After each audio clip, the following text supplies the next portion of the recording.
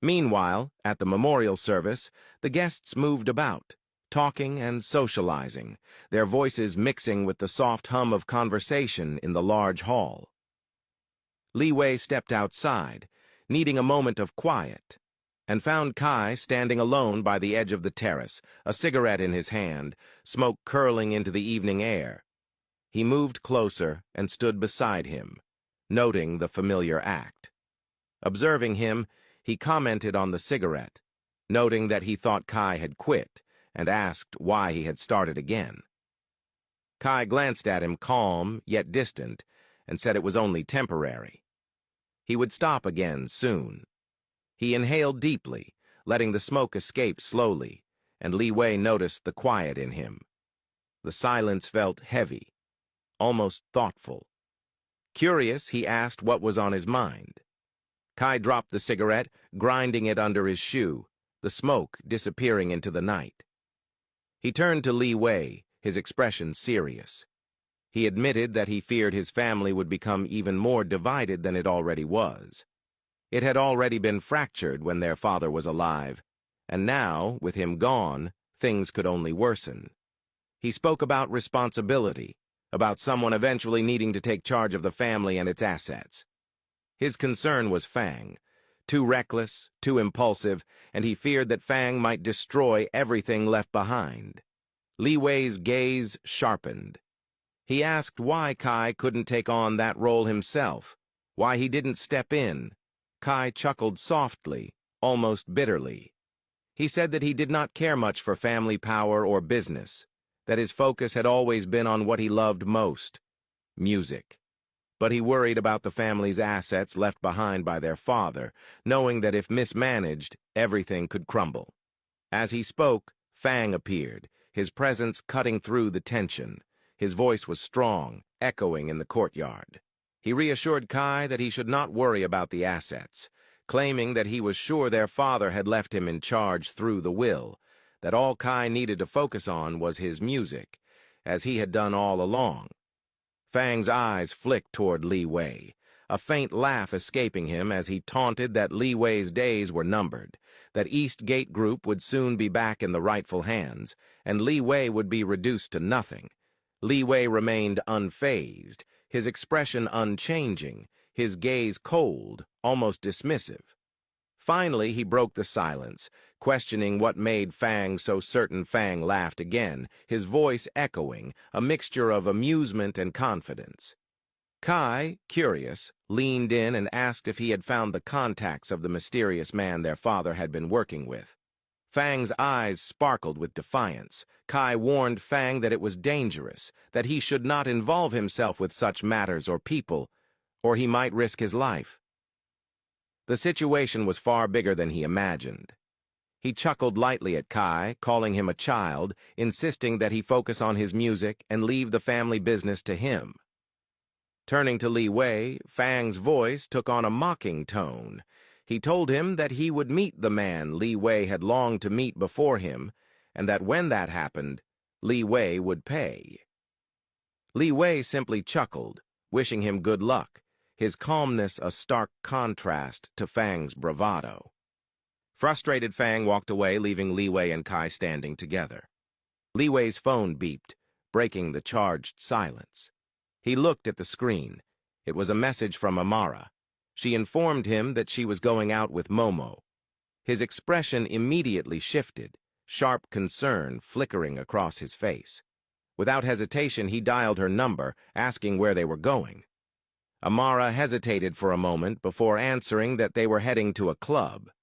Before she could continue, Liwei switched the call to video, his eyes landing on her instantly. He noticed the red lipstick, the bold makeup, and the daring outfit she wore. His gaze narrowed slightly, and he asked when she had started wearing so much makeup. Noting how revealing her outfit looked, Kai, standing beside him, laughed and shook his head at the confrontation, his amusement breaking the tension. Amara, flustered but calm, insisted that the outfit was normal, that it was what she usually wore. Liwei's tone remained firm, as he told her she could not go to the club like that. He offered that if she wanted to go so badly, they could go together when she returned. He reminded her that he understood the clubbing culture in China, that men there were predators, and he would not allow her to be exposed to that alone. Momo quickly interjected, her voice gentle but firm. She told him to calm down, reassuring him that Amara was only 20, that she was meant to experience life, and that nothing would happen because she would be there to protect her and watch over her. It was meant to be a girls' night out, and liwei should stay out of it. With that, Momo ended the call, leaving liwei standing outside, sweating, tense, and stressed at the thought of Amara at the club. His mind raced, images of her stunning appearance flashing in his thoughts, her beauty and allure overwhelming him. The worry gnawed at him, and he immediately turned, intending to leave Kai noticed, and stopped him, asking where he was going.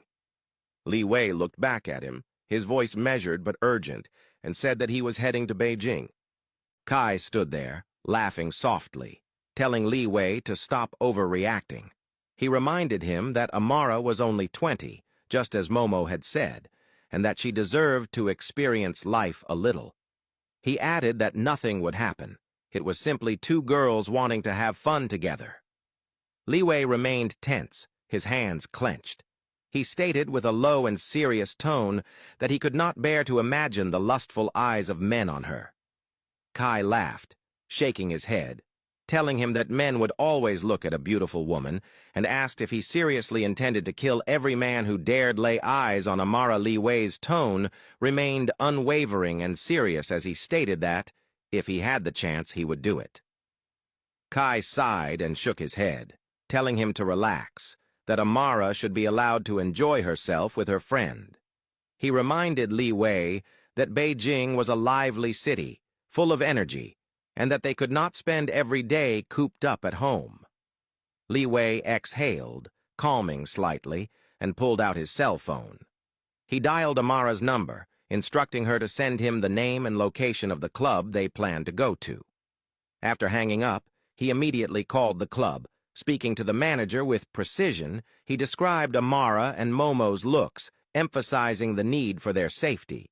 He instructed the manager to assign the best security staff to ensure they were seated in the most secure and expensive VIP section. Hanging up, he allowed himself a brief pause. Kai looked at him in disbelief, a teasing grin spreading across his face. He joked that Liwei seemed hopelessly attached, as if whatever Amara did or fed him had rendered him completely infatuated. Tapping Liwei on the shoulder, Kai said he felt like drinking and getting wasted to relieve some stress, and that Liwei should accompany him. With that, he started walking away, Liwei following silently behind him. Meanwhile, back inside the house, Kai's mother spotted James standing alone. She approached him, her presence quiet but commanding. Standing before him, she observed him carefully, saying nothing at first. James, feeling uneasy, asked if she needed anything. She chuckled softly, moving closer, and questioned when he would stop being May's plaything, her puppet. She reminded him that a man of his intelligence and talent should not waste his potential living in May's shadow. She leaned in slightly, warning him that May was hiding many things from him. Before she could continue, May appeared suddenly, grabbing James's hand. She looked at Kai's mother, telling her to stay away from her husband, insisting that any issues between them were private and had nothing to do with him. Kai's mother scanned May from head to toe, her eyes filled with disgust. She stepped closer, leaning in, stating that she had not forgotten how May had treated her before, and that she had returned to make her payback tenfold. May laughed, her gaze unflinching, declaring that she was not afraid. Kai's mother said nothing, giving her one last sharp glance before walking away, leaving May and James standing in tense silence. James turned to May, confusion flickering in his eyes, asking what had just happened and why Kai's mother had said those things. May simply told him not to pay attention, that they should leave, and together they walked away. Meanwhile, Amara and Momo arrived at the club, their excitement evident as they looked around. The club pulsed with energy, people dancing, lights flashing, and music thumping through the space. Amara admitted that it was her first time at a club. Momo grabbed her hand, smiling, telling her they should make the night worthwhile. The manager appeared, confirming their names and told them to follow him. They nodded politely and followed him, puzzled as he led them to a VIP section. Momo stepped forward, questioning the manager, assuming there had been a mistake. They had never booked a VIP section. The manager smiled, informing them that someone had reserved it for them and paid in advance, and that his name was Liwei. Both Amara and Momo exchanged glances, realization dawning. They both knew who it was. The manager guided them into the VIP section. There, a single man sat alone, posture straight, a glass of whiskey in his hand. His presence was mysterious, commanding, and quietly powerful, the energy of the room bending subtly around him. Meanwhile, Liwei and Kai sat together at a bar. Kai downed his drinks quickly, clearly determined to get wasted. Liwei glanced at him, warning him to take it easy, noting that he might think he could drink like that and feel nothing, but once the alcohol hit, he would be a mess. Kai laughed softly, telling him that was exactly the goal. People in the bar kept glancing their way, whispering and pointing at Liwei, murmuring that he was a womanizer, noting how unfazed he seemed. Liwei took a slow sip of his whiskey, trying to ignore the stares and the growing murmurs. The whispers grew louder, and Kai immediately shot to his feet, ready to confront them, but Liwei held up a hand, telling him to sit and that he would handle it. Kai looked at him, skeptical, asking how he planned to handle it while appearing so calm. Liwei's eyes scanned the room and landed on the manager. He called him over, keeping his gaze sharp, and asked how much in profit the bar made in a day. The manager told him the amount, and Liwei offered to double it. All he had to do was clear the room because he did not feel comfortable with so many people around. The manager's eyes widened, and Kai chuckled, teasing that if he didn't agree, they could simply go to another place and give the same offer. It would be his loss. Without hesitation, the manager agreed, quickly instructing everyone to leave under the pretense of an emergency. The bar cleared, leaving only Liwei and Kai. Kai watched Liwei take a slow sip of his whiskey, his expression unreadable, and leaned in, asking why he seemed so calm despite the rumors swirling around, clearly worsening and threatening to affect his reputation. Liwei fixed his gaze on him, asking what he thought should be done. Go out in public and declare he was a single man when he already had a woman in his life? That would only make things worse. Women would see an opportunity, targeting him relentlessly. If he announced he was with someone, people would dig into his life, putting Amara in danger. He leaned closer, explaining that he knew exactly how partners of celebrities and public figures were bullied, both online and in person, and it would be far worse for Amara. She was different. She was not Chinese, and she was black. He could already imagine the taunting she would face and how his enemies would target her to get to him. Kai stayed silent, listening. He nodded slowly, acknowledging that Liwei's explanation made sense. Some women were delusional, obsessed over him, convinced they were married to him, and he could only imagine what they might do to Amara if they discovered the truth, and how deep their love for each other ran. Liwei reminded him that for now, it was dangerous to reveal anything. Once his mission was done, he would go public with her. Then, the risk would lessen, and he wouldn't care anymore. Kai downed another drink and admitted that he hoped it would happen soon.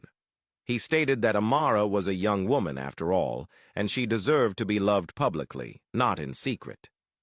She likely hadn't said anything because she cared about his feelings, but he was certain she had felt hurt seeing the rumors online about women drooling over him and lusting after him even in public while she was beside him. Liwei said nothing, remaining silent and deep in thought. Changing the topic, he asked Kai if he was going to spend time with his mother now that she was back. Kai said nothing, visibly unwilling to discuss it. Liwei reassured him that his mother wasn't a bad person. He liked her because she had feelings, and did not stand for injustice. He laughed softly, commenting on how much he had loved the way she handled May earlier. Kai poured himself another drink, downed it, and then told Liwei that Fang was the one spending time with their mother, and that he did not have time for it. Kai then pulled out his cell phone, his eyes widening as he watched a video. He shoved the phone toward Liwei. Hesitating for a moment, Liwei took it and watched. It was the girl he had taken pictures with in a cafe in Beijing alongside her little brother.